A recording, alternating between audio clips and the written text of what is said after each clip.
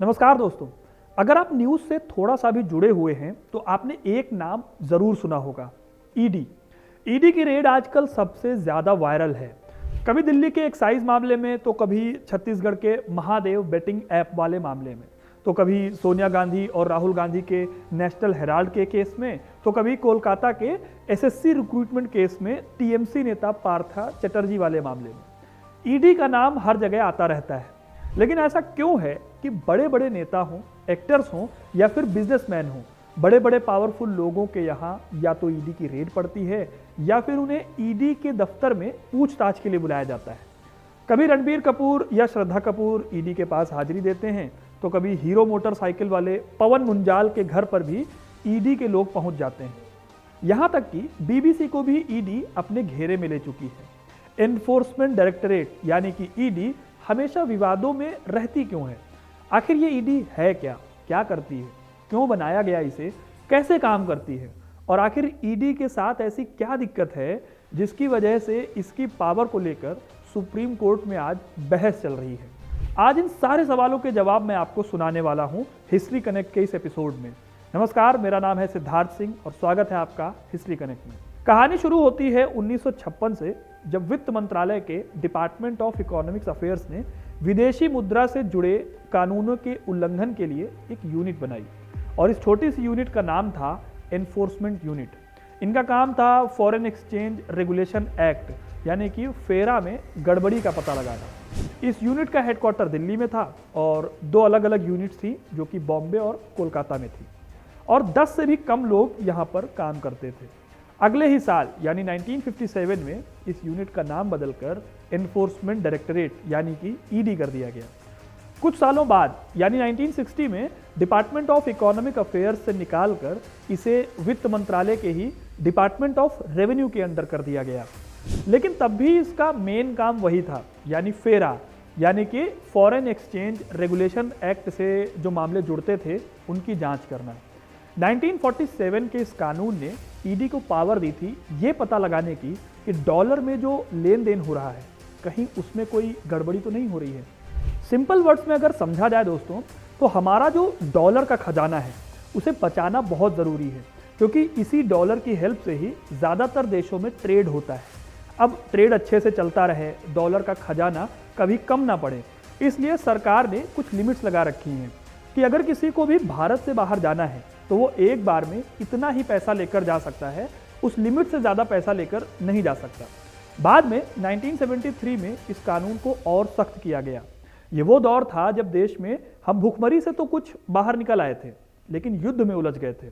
Just 2 साल पहले देश पाकिस्तान से 71 की जंग लड़ चुका था, इमरजेंसी लगाई जा चुकी थी और देश इकोनॉमिक लेवल पर काफ़ी कमज़ोर था। इसलिए ज़रूरत थी कि फॉरेन एक्सचेंज को और भी ज़्यादा अच्छे तरीके से मॉनिटर किया जाए। इसके लिए ईडी को और भी पावर्स दी गई। पहली बार ये नियम लाया गया कि फेरा का वायलेशन करने वाले को जेल भी हो सकती है। इससे पहले ये सिविल लॉ था। तब पहली बार ईडी की जो पावर थी वो काफ़ी ज़्यादा बढ़ गई। 1999 तक ये चलता रहा। इस दौरान बोफोर्स घोटाले से लेकर 1991 के हवाला स्कैम तक में ईडी ने कई बड़े बड़े खुलासे किए। खैर 1999 तक का सिलसिला चला। ईडी ने अपना काम काफ़ी इफेक्टिव तरीके से किया, लेकिन 90 के दशक ने भारत को पूरी तरह से बदल दिया था। देश में नई आर्थिक नीति लागू की गई। इस पॉलिसी में भारत ने अपने दरवाजे दुनिया के लिए खोल दिए। विदेशी कंपनियां अब भारत में आकर इन्वेस्टमेंट कर सकती थी, अपनी फैक्ट्री लगा सकती थी, अपने ब्रांचेस खोल सकती थी, भारत के लोगों को नौकरियां दे सकती थी।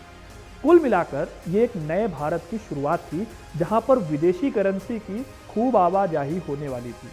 अब जाहिर है कि इससे ईडी का काम और उसके ऊपर का जो प्रेशर था वो बढ़ना तय था।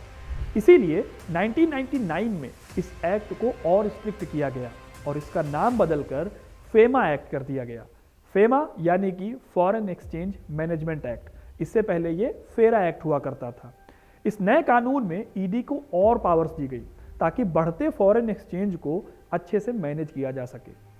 इसके पहले तक फेमा से रिलेटेड जो भी केस होते थे वो सीधे सुप्रीम कोर्ट जाते थे, लेकिन इस नए बदलाव के बाद से अब ईडी ने एक स्पेशल निदेशक और एक स्पेशल कोर्ट दे दी, जिससे कि मामला अगर निपटाने वाला है तो उसे ईडी में ही निपटा लिया जाए, सुप्रीम कोर्ट तक ना जाना पड़े। इस तरह से जैसे जैसे इकोनॉमिक एक्टिविटीज़ बढ़ती जा रही थी, वैसे वैसे ईडी की पावर्स भी बढ़ती जा रही थी, पावरफुल हो रही थी ईडी।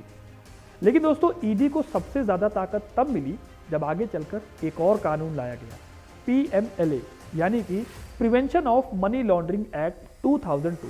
इस कानून ने ईडी को सबसे ज़्यादा ताकतवर बनाया।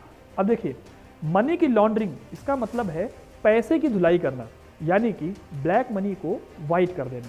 हमारे देश में ये एक बहुत बड़ा धंधा है, जिसमें दूसरे देश में बैठे लोग हवाला और दूसरे तमाम तरीकों से ब्लैक मनी को वाइट करते हैं।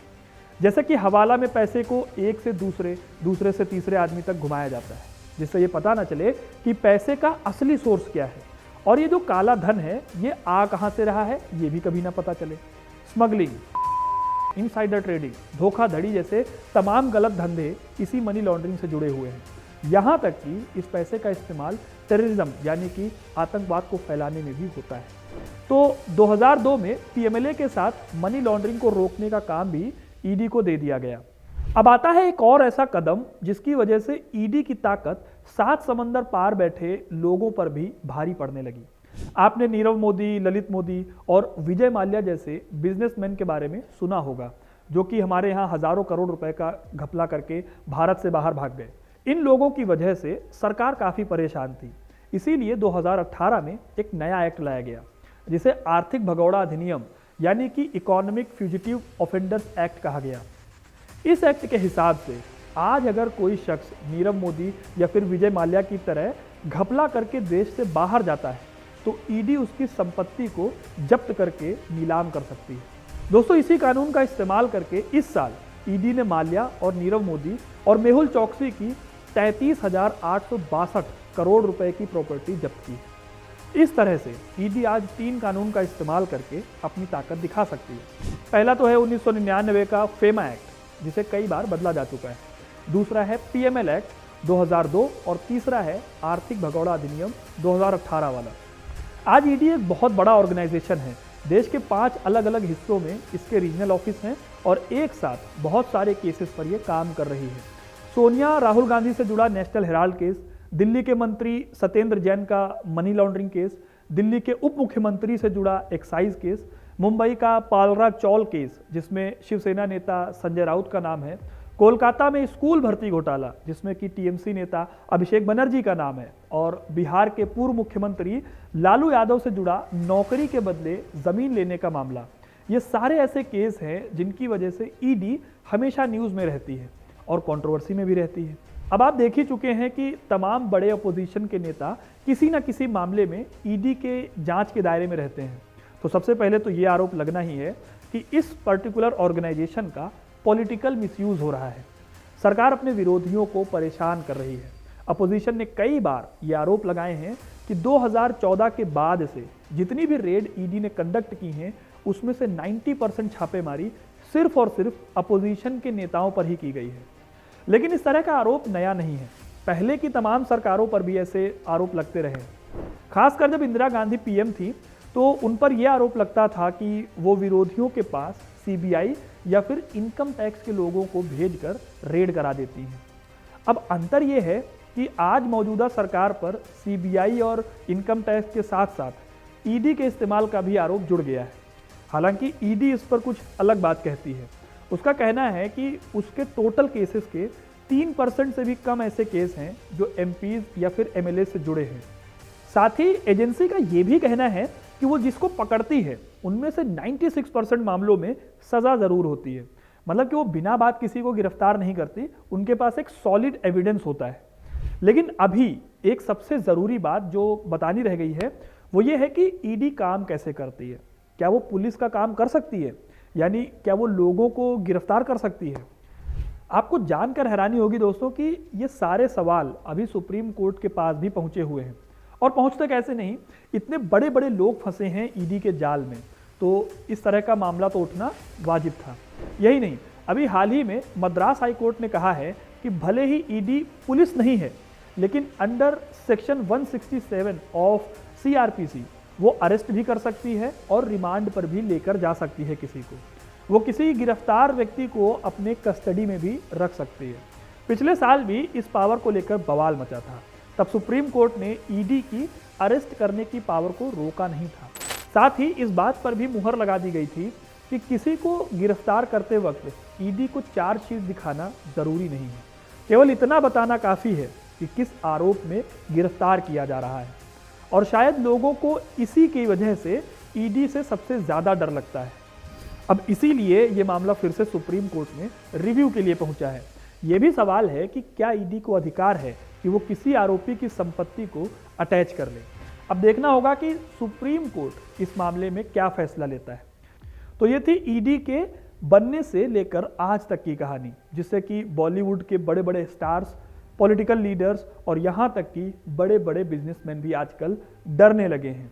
अब आप हमें कमेंट करके ये बताइए कि ईडी की जो अरेस्ट करने की पावर है, या फिर जो ईडी की पावर है कि वो किसी की भी संपत्ति को जब्त कर सकती है, क्या वो कानूनी रूप से सही है, या फिर क्या उसे ये अधिकार मिलने चाहिए या नहीं।